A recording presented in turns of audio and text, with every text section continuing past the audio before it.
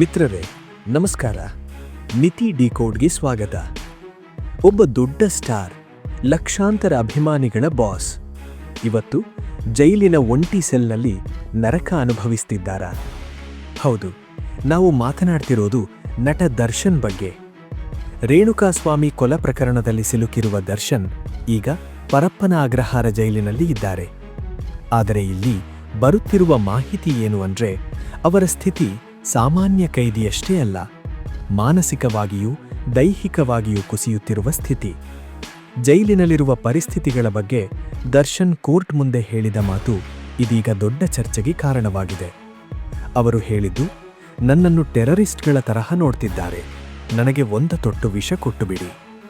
ಒಮ್ಮೆ ಯೋಚಿಸಿ, ಇದು ಒಂದು ಸಿನಿಮಾ ಡೈಲಾಗ್ ಅಲ್ಲ, ಒಬ್ಬ ರಿಯಲ್ ವ್ಯಕ್ತಿಯ ಬೇಸರ. ಜೈಲಿನೊಳಗಿನ ಸಮಸ್ಯೆಗಳು ಏನು?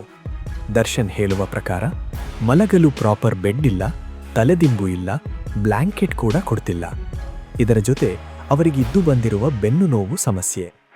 ಅವರಿಗೆ ಪ್ರಾಪರ್ ಟ್ರೀಟ್ಮೆಂಟ್ ಸಿಗ್ತಿಲ್ಲ ಅನ್ನೋದು ಅವರ ವಕೀಲರ ಮುಖ್ಯವಾದ. ಇದರಿಂದ ಅವರು ಮೆಂಟಲ್ ಬ್ರೇಕ್ ಡೌನ್ ಹಂತಕ್ಕೆ ಹೋಗಿದ್ದಾರೆ ಎನ್ನಲಾಗುತ್ತಿದೆ.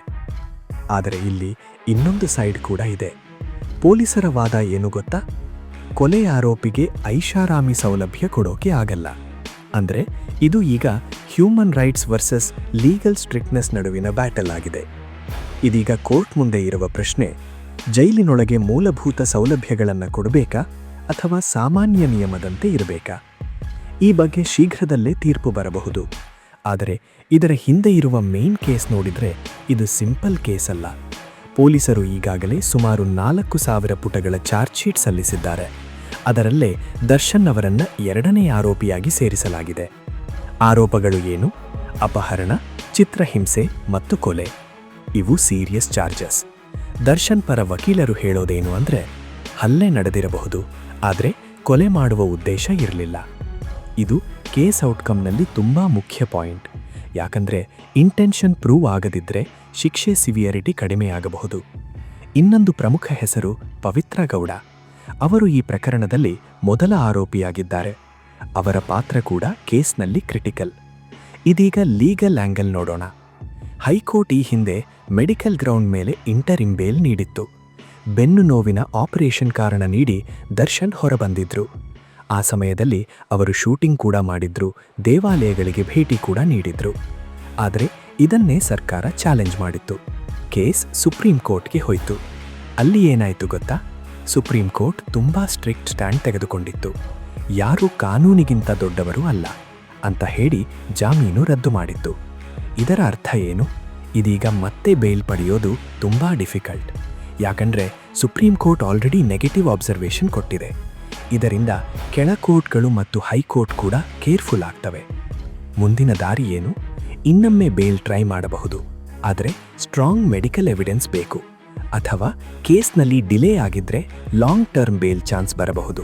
ಇಲ್ಲ ಅಂದ್ರೆ ಟ್ರಯಲ್ ಮುಗಿಯುವವರೆಗೆ ಜೈಲಿನಲ್ಲೇ ಇರಬೇಕಾಗಬಹುದು. ಈ ಟ್ರಯಲ್ ಎಷ್ಟು ಸಮಯ ತೆಗೆದುಕೊಳ್ಳಬಹುದು? ಭಾರತದಲ್ಲಿ ಮರ್ಡರ್ ಕೇಸುಗಳು ಕನಿಷ್ಠ 1 ರಿಂದ 3 ವರ್ಷಗಳು ತೆಗೆದುಕೊಳ್ಳುತ್ತವೆ. ಸಾಕ್ಷಿಗಳು, ಸಂದರ್ಭ ಸಾಕ್ಷಿಗಳು, ಕ್ರಾಸ್ ಎಕ್ಸಾಮಿನೇಷನ್ ಎಲ್ಲವೂ ಟೈಮ್ ತೆಗೆದುಕೊಳ್ಳುತ್ತವೆ. ಒಂದು ವೇಳೆ ದರ್ಶನ್ ಮೇಲೆ ಡೈರೆಕ್ಟ್ ಮರ್ಡರ್ ಪ್ರೂವ್ ಆಗದಿದ್ರೆ ಅವರು ಲೆಸ್ಸರ್ ಪನಿಷ್ಮೆಂಟ್ ಜೊತೆ ಹೊರಬರುವ ಸಾಧ್ಯತೆ ಇದೆ. ಆದರೆ ಪ್ರಾಸಿಕ್ಯೂಷನ್ ಸ್ಟ್ರಾಂಗ್ ಆಗಿದ್ರೆ ಲೈಫ್ ಇಂಪ್ರಿಸನ್ಮೆಂಟ್ ಕೂಡ ಸಾಧ್ಯ. ಇದೀಗ ಸಿಚುಯೇಷನ್ ಏನು? ಒಬ್ಬ ದೊಡ್ಡ ಸ್ಟಾರ್ ಜೈಲಿನೊಳಗೆ, ಬಾಹ್ಯ ಜಗತ್ತಿನಲ್ಲಿ ಅಭಿಮಾನಿಗಳ ನಿರೀಕ್ಷೆ ಮತ್ತು ಕೋರ್ಟ್ನಲ್ಲಿ ನಡೆಯುತ್ತಿರುವ ಕಾನೂನು ಹೋರಾಟ. ಇದು ಕೇವಲ ಒಂದು ಕೇಸ್ ಅಲ್ಲ, ಇದು ಒಂದು ಲೆಸನ್. ಹೆಸರು, ಖ್ಯಾತಿ, ಪವರ್ ಕಾನೂನಿಗಿಂತ ದೊಡ್ಡದಾಗಲ್ಲ. ಸ್ನೇಹಿತರೆ, ನಿಮಗೆ ಏನನ್ನಿಸುತ್ತಿದೆ? ದರ್ಶನ್ ಅವರಿಗೆ ಬೇಲ್ ಸಿಗಬೇಕಾ ಅಥವಾ ಕಾನೂನಿನ ಮುಂದೆ ಎಲ್ಲರೂ ಸಮಾನರು ಅನ್ನೋದು ಸರಿಯೇ? ಈ ಪ್ರಕರಣದಲ್ಲಿ ನ್ಯಾಯ ಯಾವಾಗ ಸಿಗುತ್ತದೆ? ನಿಮ್ಮ ಅನಿಸಿಕೆಗಳನ್ನು ಕಮೆಂಟ್ನಲ್ಲಿ ತಿಳಿಸಿ. ಇಂತಹ ಕ್ಲಿಯರ್, ಅನ್ಬಯಾಸ್ಡ್ ಮತ್ತು ಡೀಪ್ ಅನಾಲಿಸಿಸ್ಗಾಗಿ ನಮ್ಮ ನಿತಿ ಡಿಕೋಡ್ ಚಾನಲ್ಗೆ ತಪ್ಪದೇ ಸಬ್ಸ್ಕ್ರೈಬ್ ಮಾಡಿ. ವಿಡಿಯೋ ಇಷ್ಟವಾದರೆ ಲೈಕ್ ಮಾಡಿ, ಶೇರ್ ಮಾಡಿ. ಜೈ ಹಿಂದ್, ಜೈ ಕರ್ನಾಟಕ ಮಾತೆ.